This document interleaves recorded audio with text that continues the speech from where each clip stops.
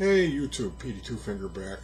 I was watching this set of videos. It's the guy's channel is called Vinyl Rewind, and he did a series of 3 videos on Pink Floyd The Wall.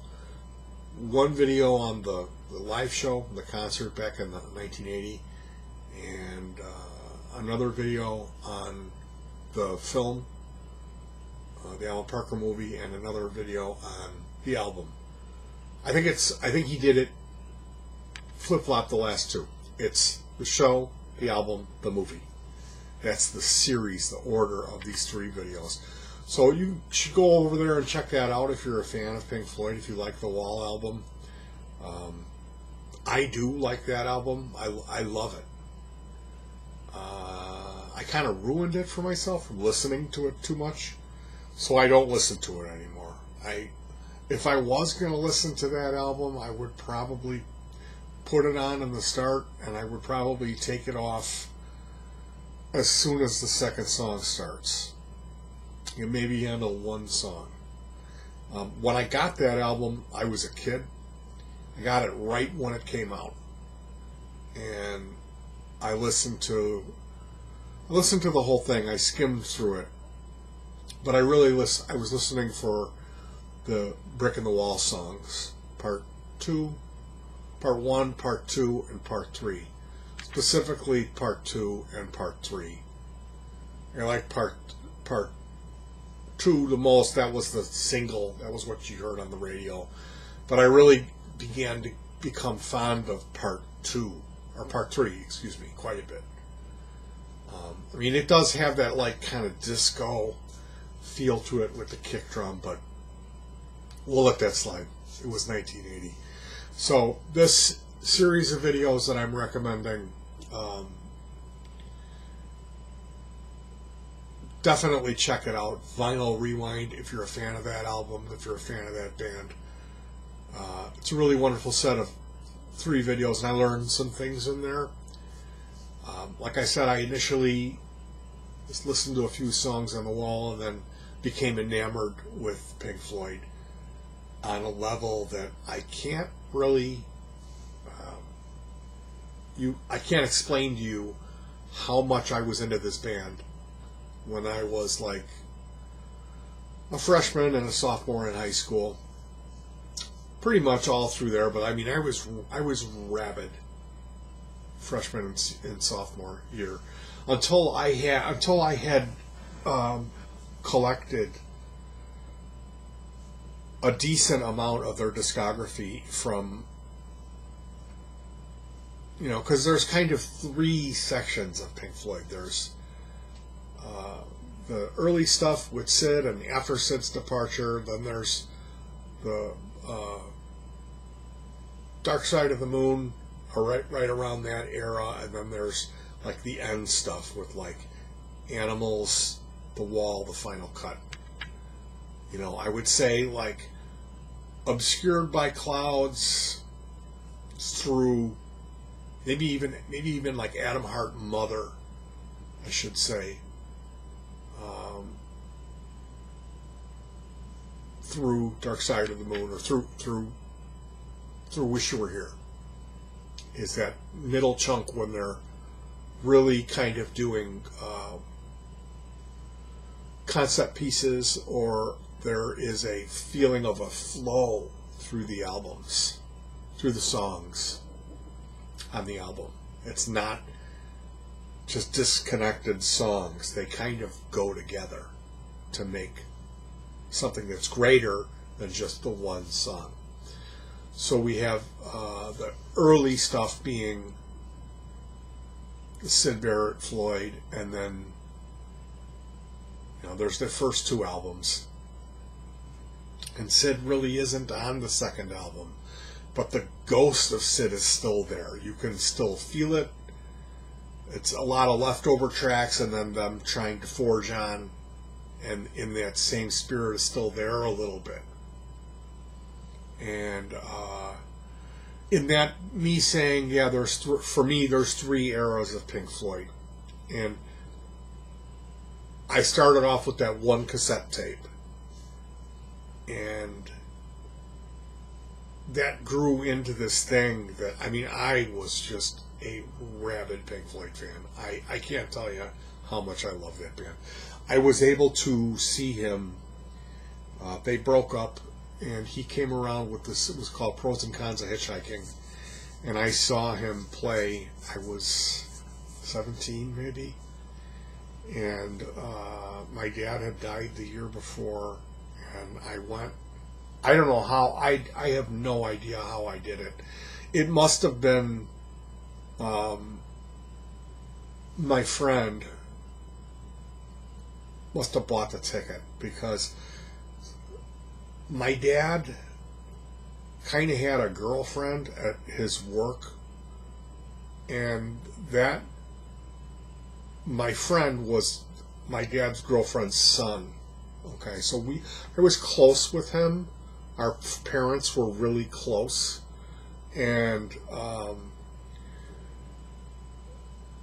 it must have been that kid must have got the ticket. I mean, I went with him. I went there. I spent the night at his house. His folks drove us to the venue, and my mom never knew about that I went to this thing. You know, I took LSD and saw this incredible show. It was incredible. Roger Waters, 1985, his first solo tour. I was there, a little kid, you know. So I'm an incredible Pink Floyd fan, but I can't stand listening to that music. I wore it out. I mean, Dark Side Through the Wall is really tough for me. Some of it carries emotion with it. Other of it, like, to be honest, I can listen to Dark Side. I can listen to Wish You Were Here. I love that album, that Wish You Were Here. Specifically, the Shine On You Crazy Diamond Pieces. The other stuff they wore out playing it on the radio so much. Animals I can listen to. The Wall is out of the question. I can't listen to The Wall. That's the one album that I really wore it out. But then pretty much anything else from Pink Floyd I can listen to and I really enjoy. With the exception of, like, you know, metal, I really kind of wore that out. And some of it's incredibly sad to me. It's just tough to listen to. Some of that stuff from my childhood, you know. So that's my thing on Pink Floyd. In this series of videos, I did learn some things.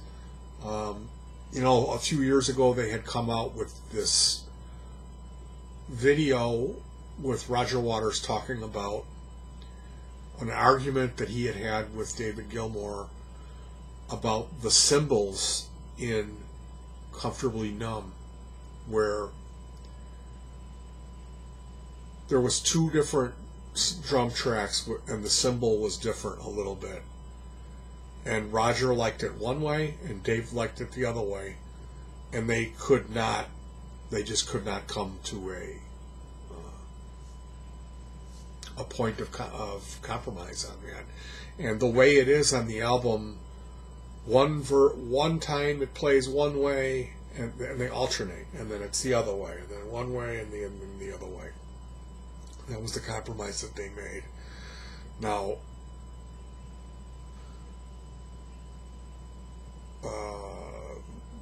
I have heard people have said that is what broke up the band. That was the straw that broke the camel's back. Now, on this video, the third video on Vinyl Rewind, Pink Floyd The Wall, the film, where they talk about Alan Parker was hired to direct it. He was a guy who made a movie called Fame. And then it was Roger Waters and his good friend, Gerald Scarfe, who worked for Hypnosis. He was the animator, and he had done the album covers. Gerald Scarfe, that guy. Now,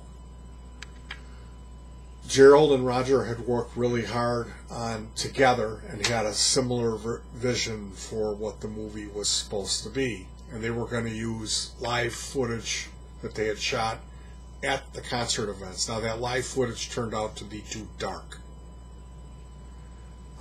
When it came time for them to film, Roger Waters wouldn't let them turn any lights up, and then he got back dark footage. So the whole thing was this Alan Parker was doing stuff, trying to take what they had on paper and turn it into something that he knew would work on film, because he had directed some successful films. And so they were fighting about that all the time. Every time Alan Parker wanted to do anything, Roger Waters was getting pissed, and Alan Parker was getting his way. Because he was, it was basically like this. They wanted to make a movie, but they didn't have the money, so they brought their idea, and then the people with the money, the investors, said, well, you're not making the movie. It's going to be this director who makes the movie, and he's going to call all the shots and just use your ideas. And then they agreed to that, but then when it came down to it, they were like, no. We want you to make the movie like this, and Alan Parker disagreed. So that was the root of the conflict, and what happened was it got to be so bad that Alan Parker was chain smoking, and Gerald Scarfe was taking sips of whiskey before they were going to the morning meetings. He was boozing it up, and Waters was walking around. He had a suit jacket that had a knife hanging out the back of it, like he had been stabbed in the back. He was wearing that on set. Pretty cool. Now, but kind of childish at the same time. Now, the story that he tells in episode 3 is something I had never heard before, and it speaks to the end of Pink Floyd and why they broke up. And the story goes like this. Alan Parker is freaking out because Roger Waters at one point tells him, well, you can go ahead and film that, but when we edit it, we're not going to edit that in. We're going to edit in our thing that we're going to do. And so Parker ultimately fears that he does not have final cut of the film. And David Gilmour went to Alan Parker and said, don't worry about anything Waters says.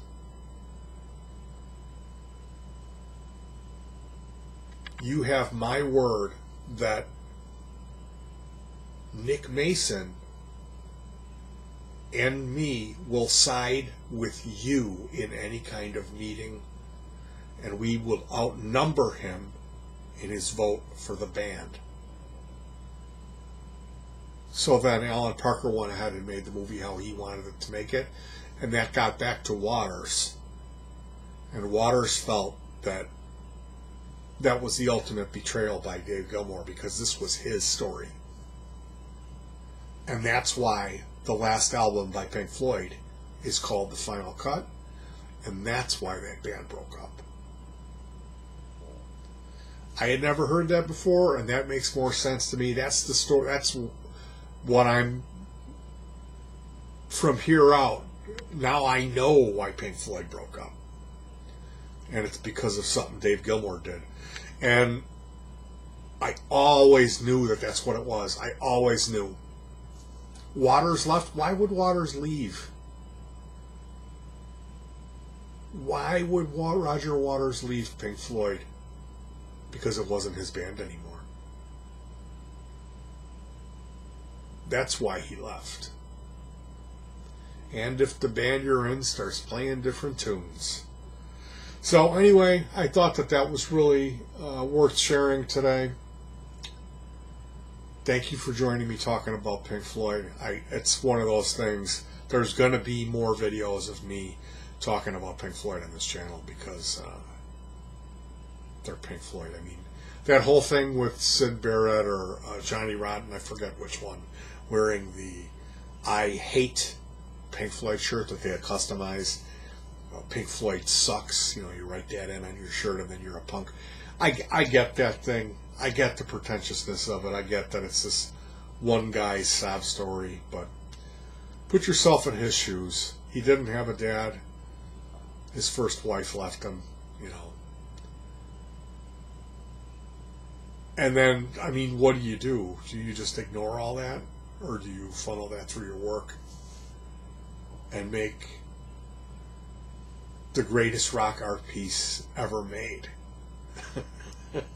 What do? You know? I mean, I give the guy credit, but at the same time, it is kind of pretentious. And it is kind of playing the world's tiniest violin. It is kind of cringeworthy what he did. But not too shabby. Pretty good stuff. All right, you guys, thanks for joining me. Peace.